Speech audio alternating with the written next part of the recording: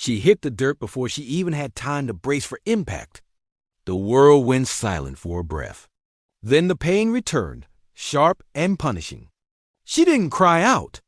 She didn't give them that satisfaction. 3 cadets stood over her, laughing like children pulling the wings off a butterfly. But they didn't know who they had just struck down. They didn't know they had just destroyed their own futures with a single cruel moment. Her name was Maya Carter. And this was the day she ended their military careers on the spot. From the outside, she was just another new recruit. Quiet, reserved, smaller than the others. She arrived at base with a duffel bag, regulation boots, and no rank patches sewn to her fatigues. Nobody knew anything else. That silence alone was enough fuel for rumors. People whispered she must have gotten in through charity programs or low standards. The military didn't tolerate weakness, and neither did the recruits who had been there longer than her. But Maya had her reasons for hiding. She had served before. She had worn rank before. She had carried responsibility that could crush a soul. But after her last deployment and the burden that followed her home, she wanted to start again. Without applause, without salutes, and without the shadow of what she had survived. She asked command for one chance to begin as nothing. No rank, no recognition. Just another recruit who wanted to earn her place again. The general granted it, though with a knowing smile Maya never forgot. So she arrived like a ghost, tearing a path no one could see. The morning of the drill started innocent enough. The sun was unforgiving, and the Florida humidity clung to skin like wet cloth. Cadets formed ranks in the training yard, awaiting their instructions. The training sergeant walked the line, barking orders while Maya stood silent, hands clasped behind her back. Her posture was perfect. Too perfect. The experience could tell she had seen this before, many times. But the inexperienced? They saw something else. Weakness. 3 cadets in particular, a muscular one named Hardin, another named Pike, and their ringleader, a smirking woman named Rena, had already decided Maya wasn't fit to be there. They were the loud types. The insecure types. The types who needed to push others down just to feel tall. When the drill sergeant called for a 10-minute hydration break, the 3 didn't rest. They waited, like wolves pretending to nap with one eye open. When the sergeant stepped inside his office, they struck. Hardin shoved Maya from behind, sending her forward onto the dirt. Pike kicked her arm when she tried to push herself up. And Rena, the one with the poisonous smile, leaned down and whispered that recruits like her didn't belong in uniform. Maya didn't move at first. She steadied her breathing. She reminded herself why she was here. To rebuild quietly. To avoid the spotlight. To escape being the soldier with the decorated past that haunted her. But then Hardin pressed his boot onto her hand. That was a line even patience could not forgive. For a second, Maya felt the world narrow into a single thin thread of memory. Images flashed through her mind. Days in foreign sand. Nights in hostile territory. The sting of loss. The weight of leadership. Faces of soldiers who once looked to her for guidance, protection, and strength. She had promised herself she would not be that person again.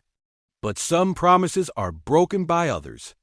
Hardin leaned in, voice dripping with cruelty, and told her that if she quit now, nobody would miss her. Maya rose. With the kind of calm that only true warriors possess, she stood up slowly, brushing dirt from her sleeve without breaking eye contact. The 3 expected tears. Begging, a nervous apology. Instead, she spoke in a voice smooth and unshaken. You have 10 seconds to apologize. The 3 laughed, not the laughter of confidence, but the laughter of people who had never been tested. When the 10 seconds passed, Maya moved. Not wildly, not angrily, with precision. Technique born from repetition in the harshest places on earth. She disarmed Hardin by twisting his wrist inward and dropping him to his knees before he even realized she grabbed him. Pike stepped forward and swung. Bad mistake. Maya redirected the punch with a shoulder shift and used Pike's own momentum to send him into the dirt face first. Rena tried to circle behind her, but Maya swept her legs in a single smooth motion, dropping her flat. It took less than 8 seconds. The drill sergeant came running as the other recruits shouted and gathered in shock. But before he could bark a single question, another voice cut across the courtyard. General Harrison himself, a man feared and respected across the entire base. A man who rarely raised his voice because he didn't have to. Command followed him out the door as if the air itself stepped aside. He looked at the scene. One woman standing calm. 3 recruits groaning in pain on the ground.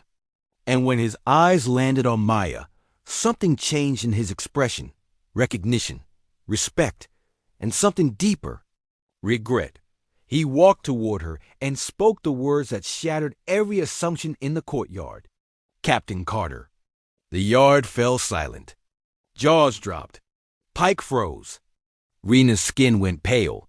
Harding couldn't even lift his head. Maya's hidden identity was no longer hidden. She wasn't a new recruit. She was Captain Maya Carter, former Special Operations, decorated in combat, leader of an overseas task force that most of the military only heard about in whispers. She had trained units tougher than any of the cadets present and carried more responsibility in 2 years than most would in 10. General Harrison turned to the 3 who had ganged up on her. Congratulations. You just assaulted a ranking officer. Your military careers are over. Defense evaporated. So did pride. The drill sergeant looked ready to faint. The cadets tried stammering excuses, but the general waved them silent. No amount of words could undo what they had done. Their futures had ended in the same minute they chose cruelty over discipline. Maya looked at them, not with anger, not with triumph, with disappointment. Hardin whispered that he didn't know, that if they had known, they would never have touched her. And that was the point.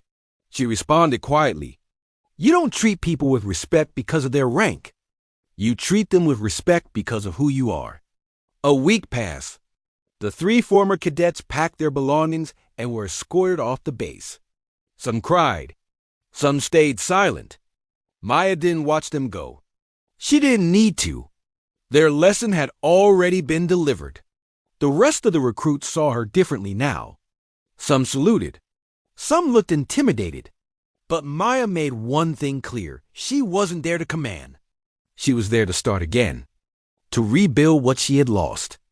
To remember the soldier she had once been before responsibility weighed too heavily on her shoulders. The general visited her at his office later that month. He offered to reinstate her to full command, restore her insignia, and return her to the position the military had always reserved for her. She declined.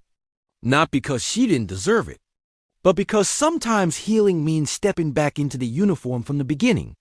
Training with those who don't know your story. Relearning the steps, the sweat, the humility, the foundation. The general understood. He told her that the greatest leaders are not the ones who need the title to prove who they are. They are the ones who lead even when no one is watching.